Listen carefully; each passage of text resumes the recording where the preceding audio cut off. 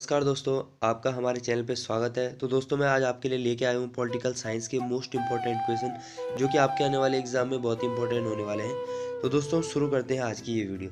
तो दोस्तों हमारे सामने हमारा पहला प्रश्न है, संघ लोक सेवा आयोग के अध्यक्ष अपना इस्तीफा किसे देते हैं। तो दोस्तों आपको मैं बता दूँ, जो संघ लोक सेवा आयोग है उसको आप कैसे समझोगे। तो संघ लोक सेवा आयोग यानी कि यूपीएससी, जो आपका यूपीएससी है, तो इसका फुल फॉर्म हो जाएगा यूनियन पब्लिक सर्विस कमीशन यानी कि संघ लोक सेवा आयोग। तो दोस्तों ये अपना इस्तीफा देते हैं राष्ट्रपति को, ठीक है।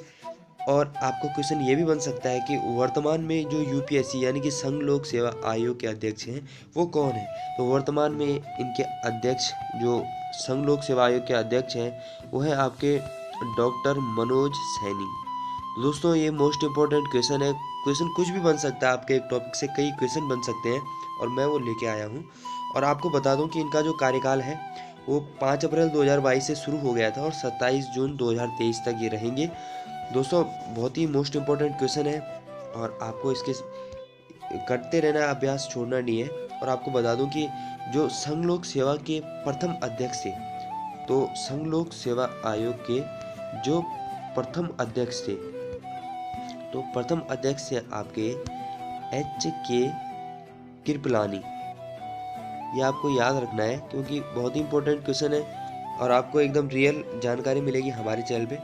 तो जो प्रथम अध्यक्ष से एच के कृपलानी, ये थे आपके 1947 में, ठीक है। और जो आपको मैं बता दूं, जो संघ लोक सेवा आयोग यानी कि यूपीएससी की जो स्थापना हुई वो कब हुई, ये भी क्वेश्चन बनता है। तो संघ लोक सेवा आयोग की स्थापना हुई आपकी 1 अक्टूबर 1926। तो ये आपको ध्यान में रख लेना है और बहुत ही इंपॉर्टेंट क्वेश्चन है, आपके काम आने वाले हैं। मैं 100% गारंटी दूंगा कि आपके काम आएंगे। तो दोस्तों हमारे पास नेक्स्ट क्वेश्चन है, संविधान में प्राथमिक शिक्षा मातृभाषा में दी जाए, इसका वर्णन किस अनुच्छेद में है। तो सिंपल सा है, देखिए यहाँ पे आपको कंफ्यूज करेगा अनुच्छेद 350 और 350A। तो मैं आपको बता दूं कि यहाँ पर जो हमारा अनुच्छेद 350A है ये इसका आंसर हो जाएगा। तो 350A में क्या है कि प्राथमिक शिक्षा मातृभाषा के रूप में दी जाए, ये प्रावधान इसमें है, ये आपको ध्यान में रख लेना है। और दोस्तों हमारा अगला क्वेश्चन है कि यूएनओ के प्रथम महासचिव। तो ये भी मैं क्वेश्चन मोस्ट इम्पॉर्टेंट है, लेकिन सबसे पहले आप समझ लीजिए कि यूएनओ क्या है, यानी कि यूएनओ जो है वो है क्या। तो दोस्तों यूएनओ है आपका यूनाइटेड, ये आपको ध्यान में रखना है, यूनाइटेड नेशंस ऑर्गेनाइजेशन, ठीक है, ऑर्गेनाइजेशन, ये आपको ध्यान में रख लेना है। और इसमें आपके क्वेश्चन किस तरह से बनते हैं, सबसे पहले समझ लीजिए आपकी यूएनओ है क्या। दोस्तों यूएनए यानी कि संयुक्त राष्ट्र संगठन। सबसे पहले क्वेश्चन बन सकता है इससे कि संयुक्त राष्ट्र संघ की स्थापना कब हुई। तो संयुक्त राष्ट्र संघ की स्थापना हुई आपकी 24 अक्टूबर 1945, ठीक है। 24 अक्टूबर 1945 को संयुक्त राष्ट्र संघ की स्थापना हुई। और इसका जो मुख्यालय है, संयुक्त राष्ट्र संघ का मुख्यालय कहाँ है, तो इसका मुख्यालय आपका है न्यूयॉर्क में, ठीक है दोस्तों, न्यूयॉर्क में इसका मुख्यालय है। और न्यूयॉर्क कहाँ है, तो न्यूयॉर्क है आपका, न्यूयॉर्क आपका अमेरिका में है, ठीक है, न्यूयॉर्क आपका अमेरिका में स्थित है।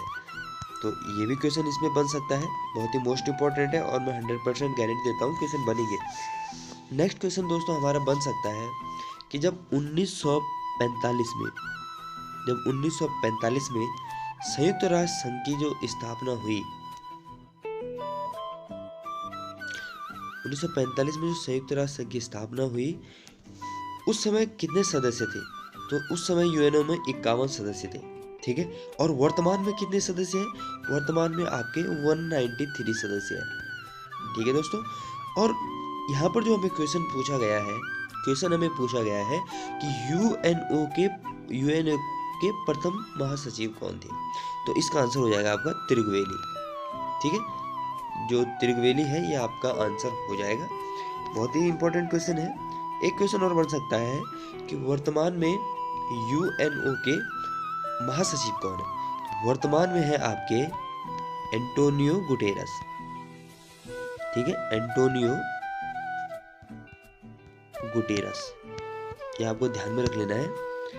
तो दोस्तों चलते हैं नेक्स्ट क्वेश्चन पे और देखते हैं अगला क्वेश्चन हमारे पास क्या है। तो दोस्तों अगला क्वेश्चन हमारे पास है, अंतर्राष्ट्रीय न्यायालय की स्थापना कब हुई। तो जो अंतर्राष्ट्रीय न्यायालय की स्थापना हुई वो आपको पता होना चाहिए क्योंकि बेसिक क्वेश्चन है, तो ये आपको ध्यान में रखना है। तो अंतर्राष्ट्रीय न्यायालय की स्थापना दोस्तों जो हुई वो हुई 3 अप्रैल 1946 को, ठीक है। कब हुई? 3 अप्रैल 1946 को इसकी स्थापना हुई। और इस पर अतिरिक्त यानी कि एक्स्ट्रा और भी क्वेश्चन बन सकते हैं। जैसे कि इसका क्वेश्चन हो सकता है कि अंतर्राष्ट्रीय न्यायालय कहाँ स्थित है। देखिए अंतर्राष्ट्रीय न्यायालय पर क्वेश्चन बना है, क्वेश्चन आ सकता है कि अंतर्राष्ट्रीय न्यायालय कहाँ स्थित है। तो ये है आपके हेग में स्थित है। और हेग कहाँ है आपके? हेग है आपके नीदरलैंड में। दोस्तों ध्यान में रखना है, इंपॉर्टेंट क्वेश्चन हमेशा आपको ध्यान में रखने हैं। तो नीदरलैंड में जो आपका अंतर्राष्ट्रीय न्यायालय है वो है नीदरलैंड में स्थित है, ये आपको ध्यान में रखना है।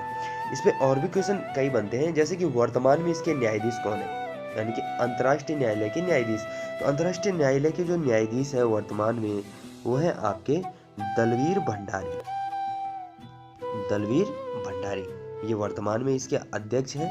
और ये भी आ सकता है कि ये न्यायाधीश हैं और ये बन सकता है कि अध्यक्ष कौन है।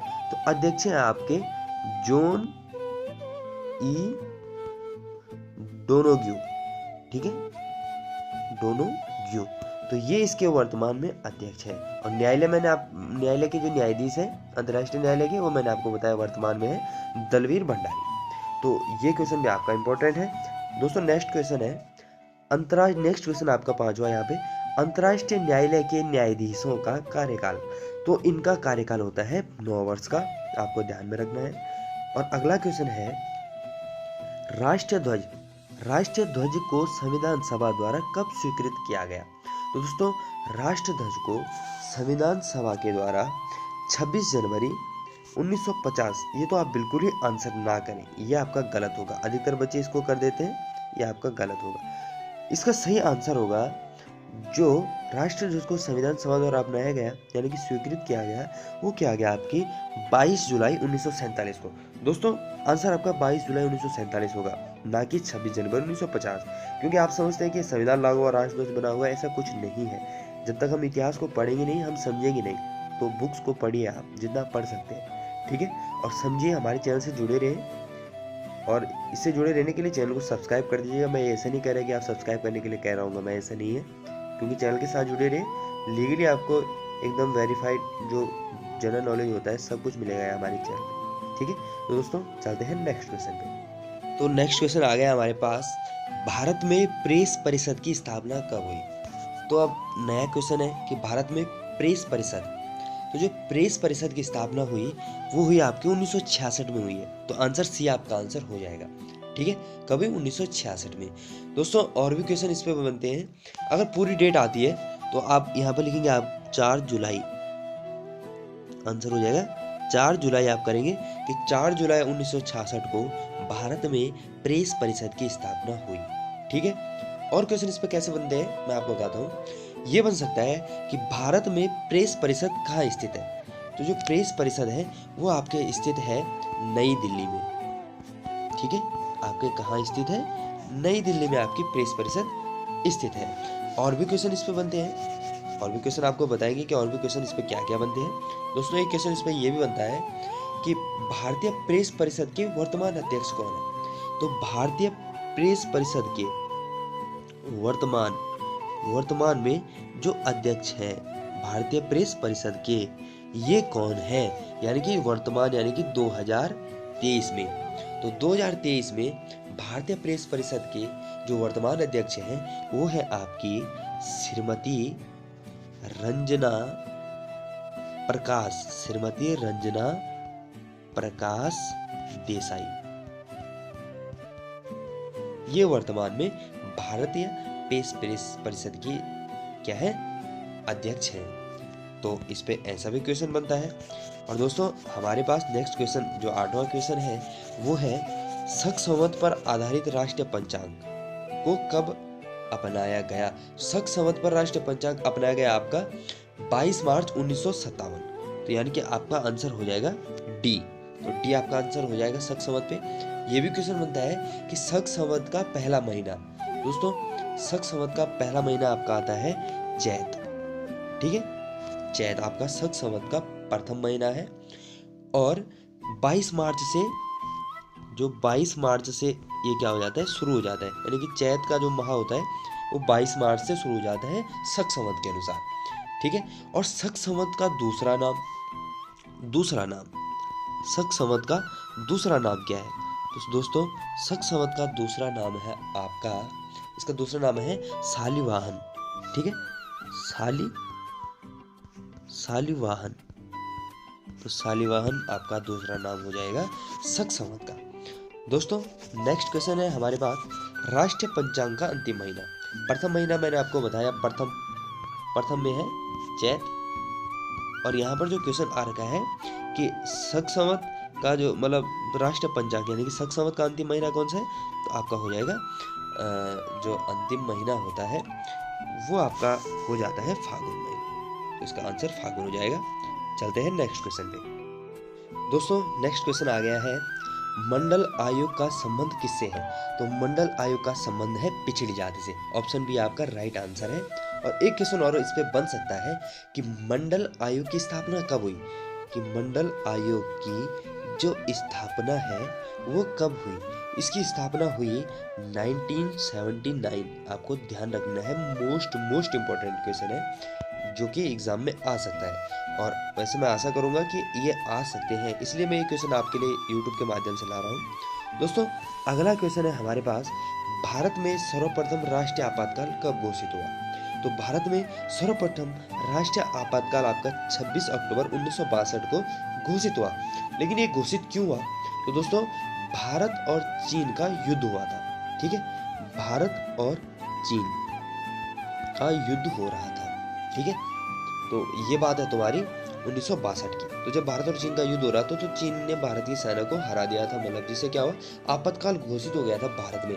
तो इसलिए उस समय ये जो आपातकाल था ये पहला आपातकाल था। क्या था?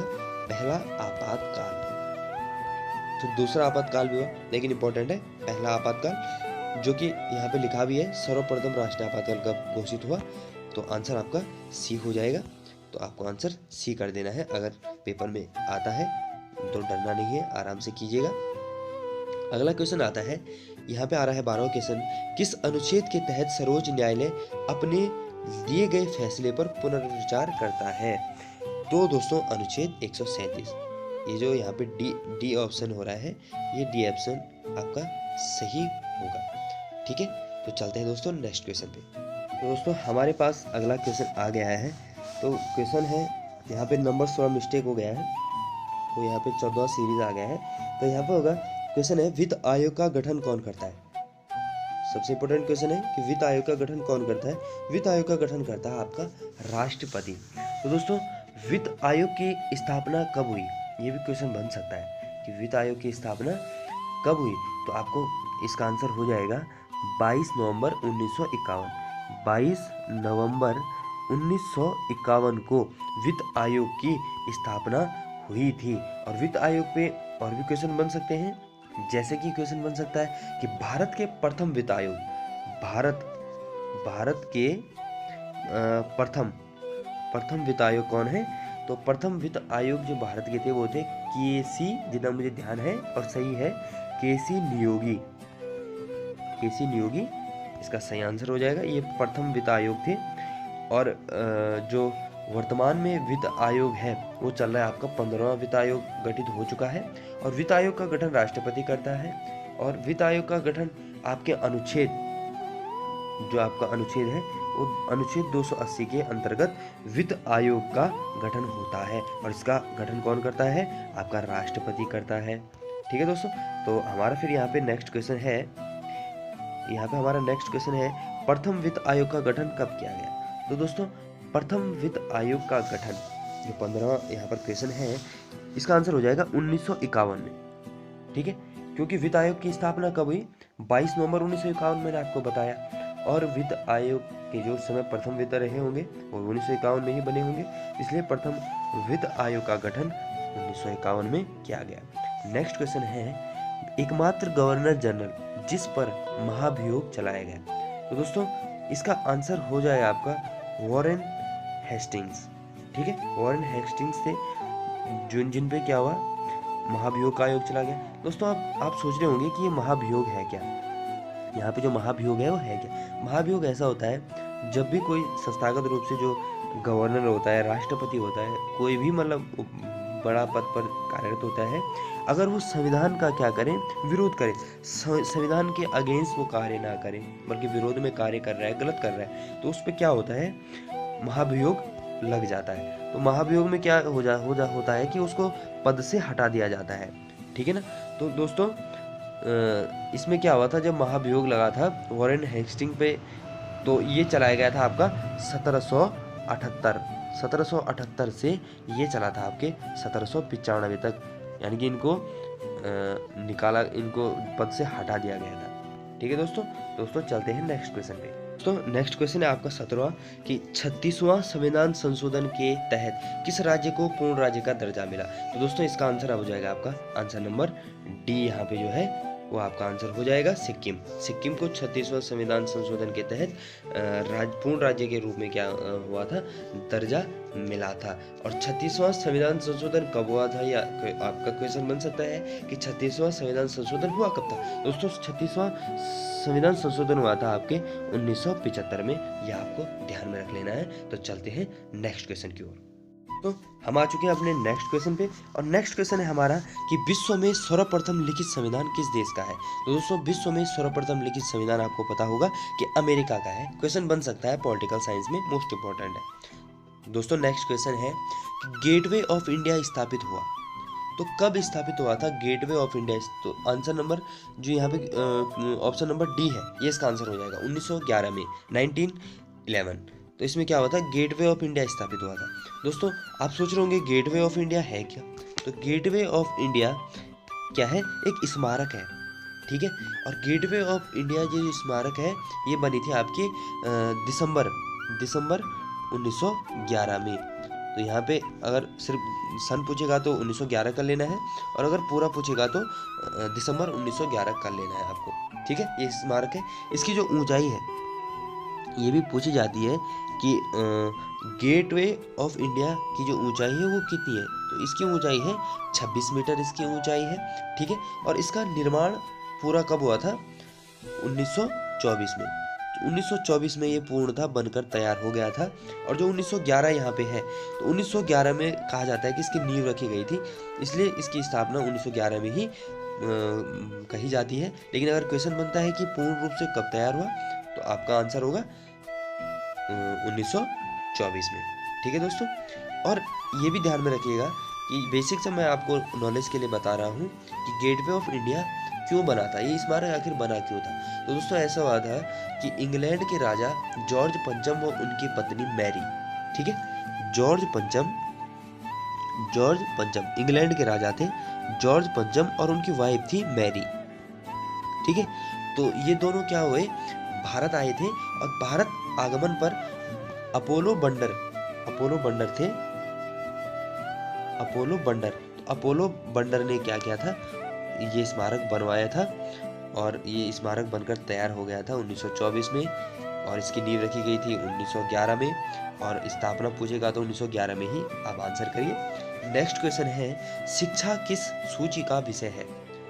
तो दोस्तों जो शिक्षा है पूछा जा रहा है वो किस सूची का विषय है। तो दोस्तों ये होता है आपका समवर्ती सूची का विषय है। कभी कभी बनता है कि समवर्ती सूची में कितने विषय हैं, तो समवर्ती सूची में आपके 52 विषय है, ये आपका आंसर हो जाएगा। तो दोस्तों चलते हैं नेक्स्ट क्वेश्चन की ओर। तो दोस्तों नेक्स्ट क्वेश्चन है हमारे पास रक्षा बल किस सूची का विषय है। तो रक्षा बल आपका संघ सूची का विषय है। नेक्स्ट क्वेश्चन पे हम आ जाते हैं संवैधानिक उपचारों का अधिकारों कौन सा अनुच्छेद में है। तो संवैधानिक उपचार का जो अधिकार है वो किस अनुच्छेद में है, तो आपका आता है अनुच्छेद नंबर 32 में आता है। और नेक्स्ट क्वेश्चन है आपके पास यहाँ पे गांधी द्वारा किसे देश रत्न की उपाधि दी गई। तो गांधी जी द्वारा देश रत्न की उपाधि दी गई थी डॉक्टर राजेंद्र प्रसाद को आपको ध्यान में रखना है, जो भारत के प्रथम राष्ट्रपति भी हैं डॉक्टर राजेंद्र प्रसाद। तो इसको गांधी जी द्वारा क्या किया गया था, मतलब डॉक्टर राजेंद्र प्रसाद जी को गांधी जी द्वारा देश रत्न की उपाधि मिली थी। ठीक है दोस्तों, चलते हैं नेक्स्ट क्वेश्चन की ओर। दोस्तों अगला क्वेश्चन है हमारे पास, राज्यसभा सदस्य बनने हेतु न्यूनतम आयु। तो राज्यसभा सदस्य बनने हेतु न्यूनतम आयु आपका ऑप्शन नंबर सी यानी कि 30 वर्ष होती है, ये आपको ध्यान में रख लेना है। और दोस्तों इस पे और भी क्वेश्चन बन सकते हैं कि राज्यसभा सदस्य जो बनने का प्रावधान है वो किस अनुच्छेद में है। तो अनुच्छेद 80 में आपका यह प्रावधान है, ध्यान में रखिए कि अनुच्छेद 80 के अंतर्गत क्या है कि राज्यसभा के सदस्य होने चाहिए, राज्यसभा होनी चाहिए, अनुच्छेद 80 के अंतर्गत आता है। ठीक है, अधिकतम सदस्य कितने होते हैं राज्यसभा में, अधिकतम सदस्य कितने होते हैं, तो 250 सदस्य होते हैं अधिकतम। ठीक है, जिनमें से जो 12 सदस्य होते हैं वो राष्ट्रपति द्वारा क्या होते हैं, मनोनीत होते हैं। और जो 238 सदस्य होते हैं वो क्या होते हैं, सभी राज्यों और राज्य संघ क्षेत्रों से लिए जाते हैं। ये आपको ध्यान में रखना है, मोस्ट इम्पोर्टेंट ये क्वेश्चन है। और कोई भी क्वेश्चन बन सकता है किसी भी एक टॉपिक पर, जैसे यहाँ पे आपने देखा। नेक्स्ट क्वेश्चन है, संविधान में उद्देशिका प्रस्ताव किसने पारित की थी। तो दोस्तों पंडित जवाहरलाल नेहरू ने उद्देशिका प्रस्ताव को पारित किया था संविधान में। इस पे भी क्वेश्चन बन सकते हैं, और भी क्वेश्चन बन सकते हैं कि जैसे संविधान की उद्देशिका जो प्रस्तावित हुई वो किस संविधान संशोधन के अंतर्गत आती है। तो दोस्तों जो 42वें संविधान संशोधन हुआ था वो कब हुआ था, 1976 में। तो इसमें क्या हुआ था, पंडित जवाहरलाल नेहरू द्वारा प्रस्तावित उद्देशिका या प्रस्तावना जो है उसको क्या गया था, संविधान ने स्वीकृत किया गया था। ठीक है दोस्तों, तो ये आपको ध्यान में रखना है, बहुत ही मोस्ट इम्पोर्टेंट क्वेश्चन है और पॉलिटिकल साइंस के हिसाब से तो मोस्ट इम्पोर्टेंट है, ध्यान में रखना है। बेसिक भी बढ़ेगा, आपका नॉलेज बढ़ा रहा हूँ, ध्यान से सुनिए दोस्तों। नेक्स्ट क्वेश्चन है, स्वतंत्र भारत के प्रथम उप प्रधानमंत्री थे। तो स्वतंत्र भारत के प्रथम उप प्रधानमंत्री जो थे वो थे सरदार वल्लभ भाई पटेल।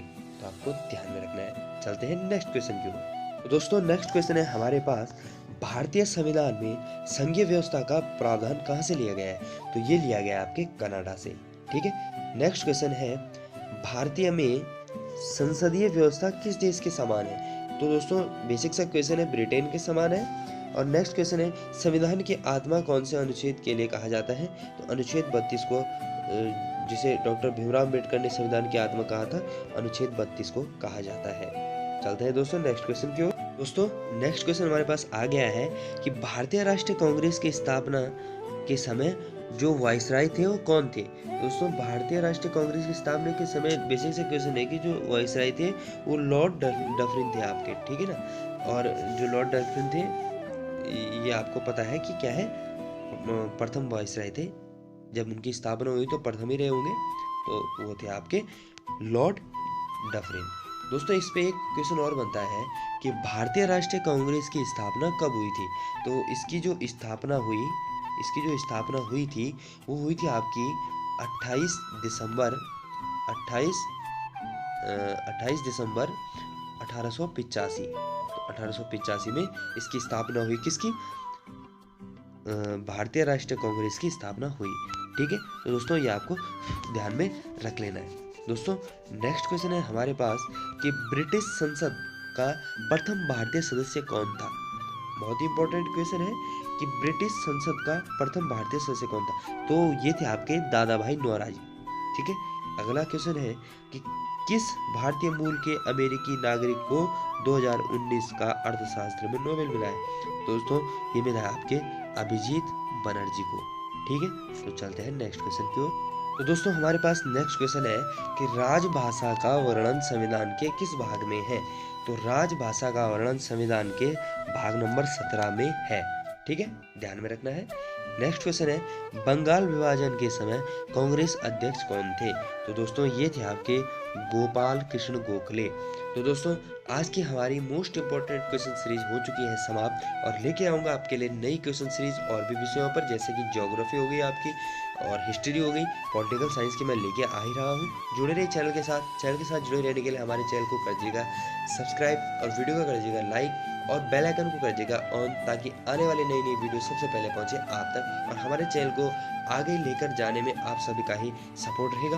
और मैं आपका साथ इसलिए दे रहा हूं क्योंकि मैं भी तैयारी कर रहा हूं और कई एग्ज़ाम मैंने निकाल चुके हैं, लेकिन मैं दूर होने के कारण मैं नहीं जा पाया हूं और कुछ एग्ज़ाम में मैं बहुत ही कम नंबरों से रुका हूं। लेकिन मुझे पता है कि क्वेश्चन कैसे बनते हैं। एक एक्सपीरियंस के साथ आप सबके साथ जुड़ा हूँ और आप एक विश्वास के साथ जुड़े हमारे चैनल के साथ। दोस्तों मिलते हैं नेक्स्ट वीडियो में। All the best, bye bye guys.